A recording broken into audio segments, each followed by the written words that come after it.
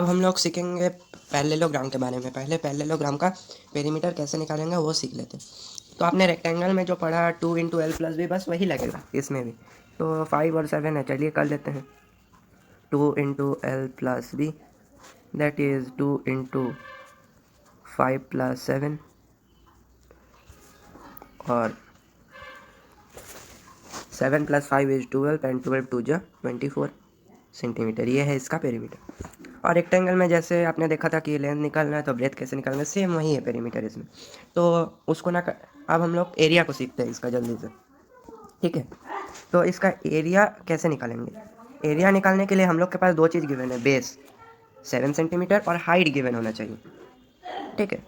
तो हम लोग क्या करेंगे, इसका प्रोसेस क्या है, बेस इंटू हाइट कर देंगे। That is 7 into 5, answer is 35 centimetre square, ठीक है। तो ये है इसका आंसर। यह एकदम रेक्टेंगल जैसा ही है, ठीक है। तो हम लोग का नेक्स्ट टॉपिक है रेक्टेंगल और parallelogram as a part of triangle. अब ये कैसे होगा, देखिए मैंने अगर यहाँ से एक लाइन खींच दी, सॉरी एक सेकेंड। तो हम लोग सीखेंगे पैरेललोग्राम के बारे में। पहले पैरेललोग्राम का पेरीमीटर कैसे निकालेंगे वो सीख लेते हैं। तो आपने रेक्टेंगल में जो पढ़ा 2 इंटू एल प्लस बी, बस वही लगेगा इसमें भी। तो 5 और 7 है, चलिए कर लेते हैं। 2 into L plus B that is 2 into 5 plus 7 और 7 प्लस 5 इज 12 एंड 12 टू जा 24 सेंटीमीटर। ये है इसका पेरीमीटर। और रेक्टेंगल में जैसे आपने देखा था कि लेंथ निकालना है तो ब्रेथ कैसे निकालना है, सेम वही है पेरीमीटर इसमें। तो उसको ना अब हम लोग एरिया को सीखते हैं इसका जल्दी से, ठीक है। तो इसका एरिया कैसे निकालेंगे? एरिया निकालने के लिए हम लोग के पास दो चीज़ गिवन है, बेस 7 सेंटीमीटर और हाइट गिवन होना चाहिए, ठीक है। तो हम लोग क्या करेंगे, इसका प्रोसेस क्या है, बेस इंटू हाइट कर देंगे। That is 7 into 5, answer is 35 centimetre square, ठीक है। तो यह है इसका आंसर। यह एकदम रेक्टेंगल जैसा ही है, ठीक है। टॉपिक क्या है हमारे पास, triangle as a part of rectangle और पैरेललोग्राम। अब वो कैसे, देखिए यहाँ पर अगर मैं एक दागे खींच दूँ तो दो ट्रायंगल हो जाएगा, ये एक ट्रायंगल और ये एक ट्रायंगल। तो इसलिए ये मैंने इसलिए ड्रॉ किया ताकि एरिया का फॉर्मूला आपको समझा सकूँ। तो पैरेललोग्राम का एरिया का फॉर्मूला है बेस इंटू हाइट। और यहाँ पर जब आप देख रहे हैं कि इसका हाफ हो रहा है तो हम लोग सिंपली क्या कर देंगे, half into base into height. यही होगा ट्रायंगल का एरिया का फॉर्मूला, ठीक है।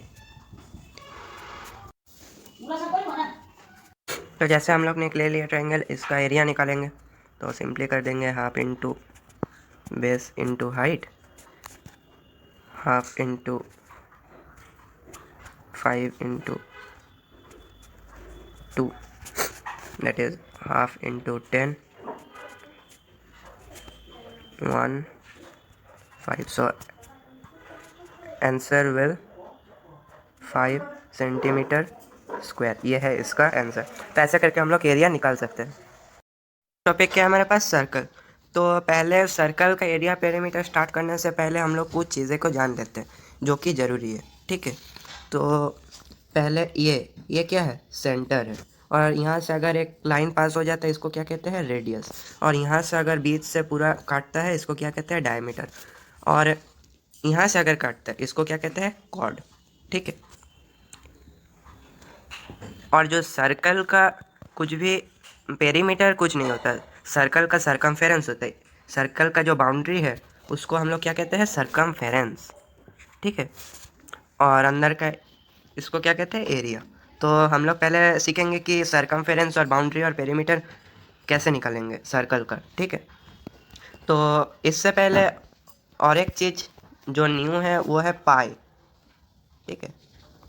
पाई, अब ये पाई क्या है, ठीक है। पाई के बारे में एक मैं बाद में वीडियो बनाऊंगा।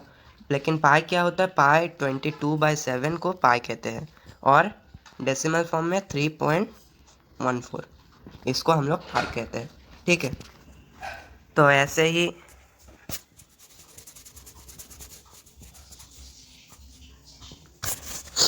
इसका फॉर्मूला क्या है?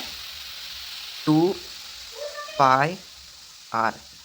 ठीक है, सरकमफेरेंस का फॉर्मूला क्या है? 2 पाई r। तो हम लोग क्या करेंगे, मान लीजिए r मतलब क्या है? रेडियस। रेडियस है 3 सेंटीमीटर। ठीक है, तो कैसे करेंगे? 2 पाई का वैल्यू होता है 22/7 इंटू r। r क्या होता है? 3। ठीक है, तो और ठीक है, फिर हम लोग इसको सॉल्व करते जाएंगे। सो 2 × 22/7 हो जाएगा 40, सॉरी एक सेकेंड, 44/7 इंटू 3। ठीक है, जिसका आंसर होगा 44 इंटू 3 कर देंगे तो क्या आएगा? 3 4 × 12, 132/7। इसको अगर डिवाइड करेंगे तो आंसर आएगा 18.57। ठीक है, तो ये हो गया इसका सरकमफेरेंस। तो ऐसे करके हम लोग सरकमफेरेंस निकाल पाएंगे।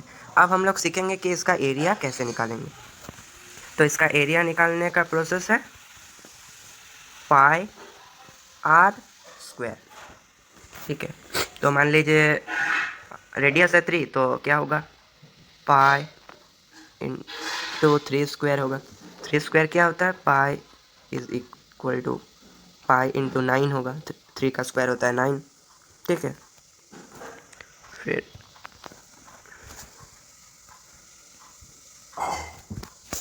और पाई का वैल्यू आपको क्वेश्चन में भी गिवन होगा, या फिर वो 3.14 होगा, 22/7 होगा। तो 22/7 ले लेते हैं। 22/7 इंटू 9। ठीक है, तो इसका आंसर क्या होगा? तो इसको जब मल्टीप्लाई करेंगे 9 इंटू 22 तो आंसर आएगा 198/7। और इसको जब डिवाइड करेंगे तो आंसर आएगा 28.28। ठीक है, तो ऐसे करके हम लोग निकाल सकते हैं सर्कल का पेरीमीटर और एरिया।